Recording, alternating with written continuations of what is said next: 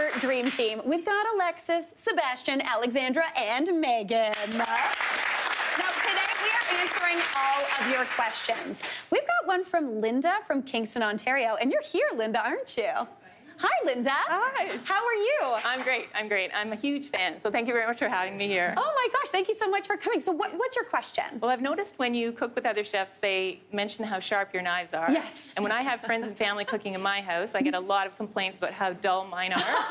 So in my defense, I did ask for a knife sharpener last Christmas, but all I heard was crickets. Okay. So, yeah, and well, note to everyone else for this Christmas. Exactly. But yeah. And when I have paring knives, I just end up buying a new one whenever they get dull. So I'd really like to know if you have any tips for sharpening knives at home, what to use, and anything I should be avoiding. Okay, okay. What excellent questions, Linda. Have I got the answers for you? Okay, so my first kind of tip here or statement is when you're looking to sharpen a knife, you actually, unless you're using a whetstone and you're very fancy and very good at things like that, which I am not, you're not actually able to sharpen a knife at home. You have to actually bring it somewhere where they can sharpen it for you. Because when you're looking to sharpen a knife, you actually are trying to remove a little bit of the blade and grind it down.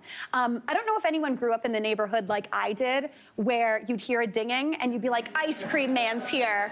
And you'd run downstairs and they'd be like, no, it's a scary man with knives. And you'd run away. So that was kind of my vibe. Now I love that man. He's my favorite person anytime I hear that bell, because you use him to really just kind of sharpen up your knives. But the key to keeping your knives sharp once they're sharpened is honing them. And I know a lot of people call this a knife sharpener, but it's actually a honer. This comes with knife kits. It's basically that big kind of steel or kind of ceramic rod that comes in those knife blocks. And essentially what this does is it doesn't sharpen the knife, but it keeps it straight. So every time you use your knife, it gets a little kind of out of whack, like little dings and stuff kind of get into it, gets a little bit wobbly. And when you pass it over the honer, it takes all those things and puts them back in line. And a straight knife is a sharper knife. So basically what you want to do, if you're really nervous, hold your honer kind of like this. So it's like dull side down, handle side up.